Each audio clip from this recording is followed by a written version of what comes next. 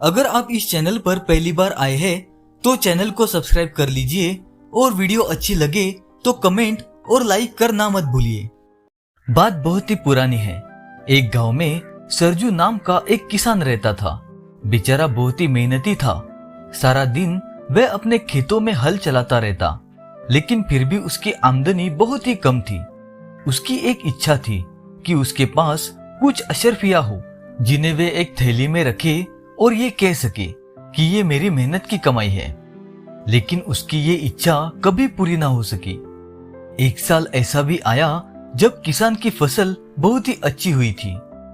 फसल बेचकर उसकी अच्छी आमदनी भी हुई। अब उसे लगा कि शायद उसके दिल की इच्छा पूरी हो जाएगी। जब साल के आखिर में पूरा हिसाब किताब हुआ तब उसे पता चला कि उसके पास कम से कम 400 अशर्फिया बच गई है।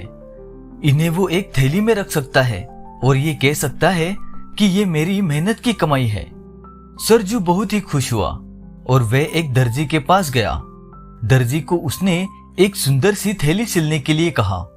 जब थैली बनकर तैयार हो गई तो सरजू ने अशर्फिया उसमें डाल दी और अपने घर में एक सुरक्षित जगह पर रख दी। अब सरजू प्रतिदिन उन अशर्फियों को निकालता, उन्हें गिनता और खुश होता।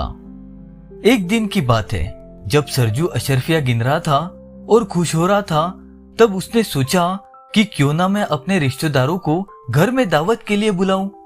ये सोचकर उसने थैली में से कुछ अशर्फिया निकालकर अपनी जेब में रख ली और बाकी अशर्फियों को थैली में ही रख दिया। तभी उसके दरवाजे पर दस्तक की आवाज हुई। सरजू घबरा गया कि कोई उसे अशर्फिया गिनते हुए देख ना ले। उसने जल्दी से सामने रखे हुए एक खाली मटके में वो थैली छुपा दी। दरवाजा खुला तो उसका दोस्त सामने खड़ा था। सरजू का दोस्त उसे किसी काम से लेकर जाना चाहता था।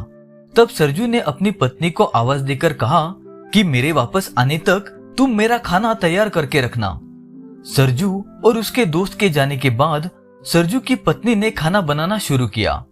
खाना बनाने के लिए उसे पानी की आवश्यकता पड़ी। किस्मत की बात है कि उसी समय उसके घर के आगे से गांव का कसाई गुजर रहा था। सरजू की पत्नी ने जब उसे देखा तो आवाज लगाकर उसे पानी लाने को कहा और वही मटका उसके हाथ में थमाया जिसमें अशर्फियों की थैली रखी थी। कसाई असल में बाजार में बकरा खरीदने के लिए जा रहा था। वह मटका लेकर पानी भरने के लिए चल दिया। अभी वह कुछ दूर ही पहुंचा था कि उसने महसूस किया कि मटके के अंदर कोई चीज रखी हुई है। कसाई ने मटके में हाथ डालकर वह चीज निकाली तो वह अशर्फियों की थैली थी। अशर्फियों को देखकर उसकी खुशी का ठिकाना नहीं रहा। वे ये सोचने लगा कि आज तो बिना किसी मेहनत के ही इतनी दौलत हाथ में लग गई है। एक बार तो उसके दिल में ये ख्याल आया भी था कि ये थैली वह सरजू की पत्नी को वापस दे दे, लेकिन फिर वे सोचने लगा कि अगर उसे इस थैली के बारे में पता होता तो वे ये मटका उसे थोड़ी ना देती। यही सोचकर कसाई ने थैली अपने पास ही रखने का फैसला किया। वह अब पानी लाने के बारे में भूल चुका था और सोचने लगा कि इस धन को वह जरूरत के समय के लिए बचा कर रखेगा और अपना काम करता रहेगा। वह कसाई गांव के पशु बाजार में पहुंचा और उसके पास जो पैसे पहले से थे उन पैसों से एक मोटा ताजा लंबा चौड़ा बकरा खरीद लिया। बकरा लेकर वे अपने घर की तरफ वापस चल दिया तो उसे ख्याल आया कि उसने ये थैली अपने पास रखी तो चोरी होने का डर है और अगर कहीं जमीन में भी गाड़ दे तो हर वक्त उसे डर लगा रहेगा। उसका कोई ऐसा दोस्त भी नहीं जिसके पास वह थैली अमानत के तौर पर रखवा दे।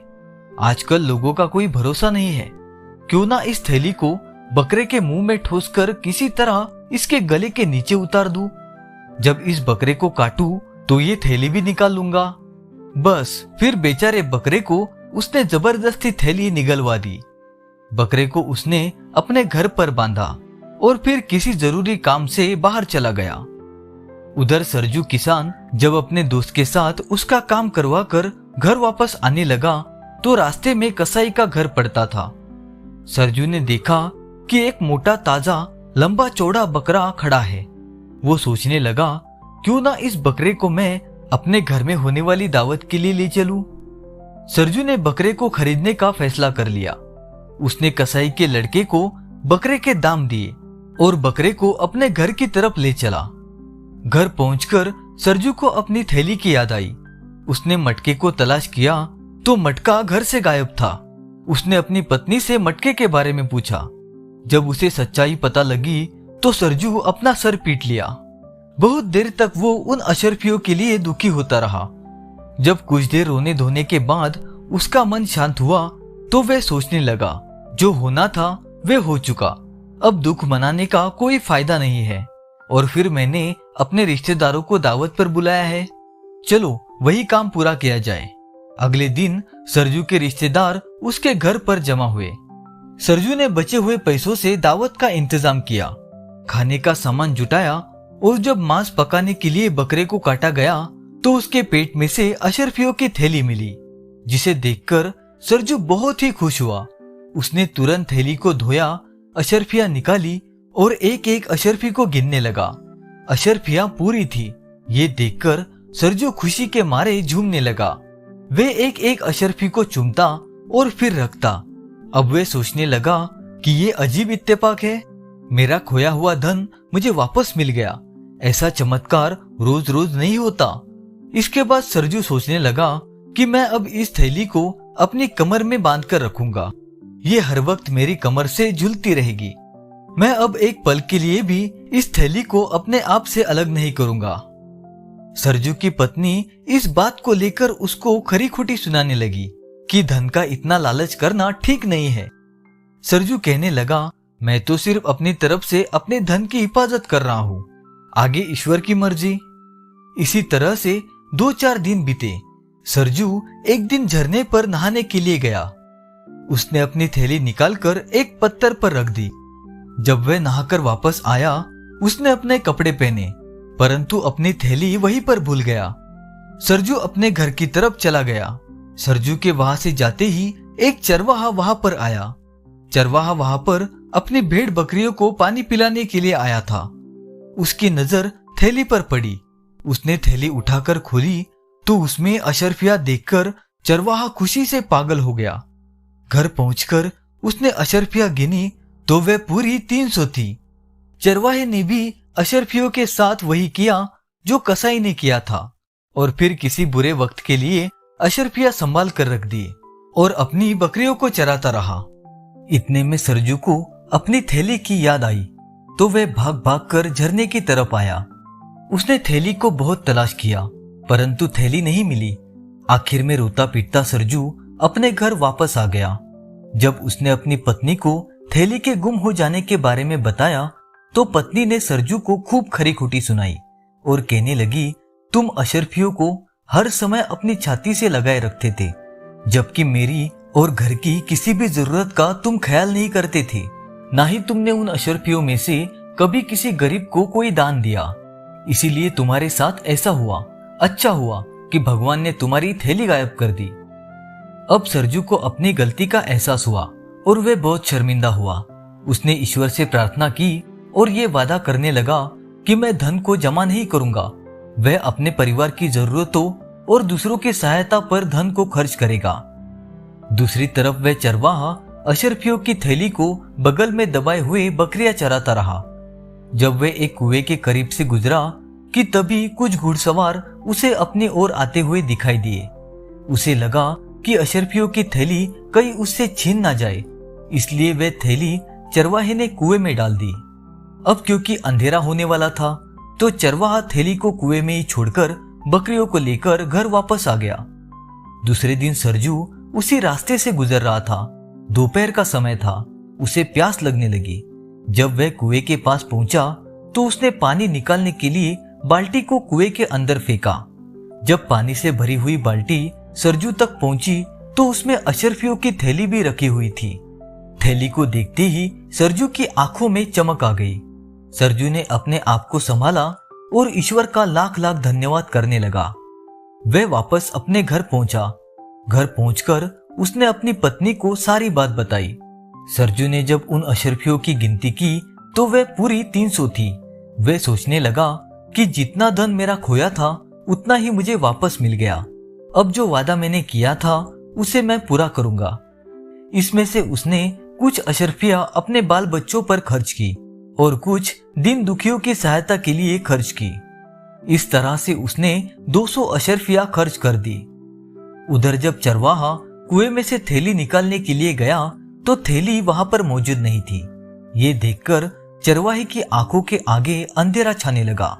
वह रात दिन इसी दुख में परेशान रहने लगा।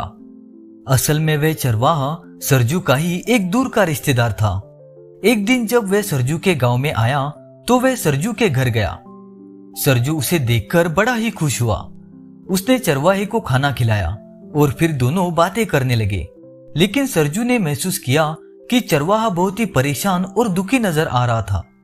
सरजू ने जब इसका कारण पूछा तो चरवाहा कहने लगा कि ईश्वर ने एक बड़े ही लंबे समय के बाद मुझे कुछ धन दिया था।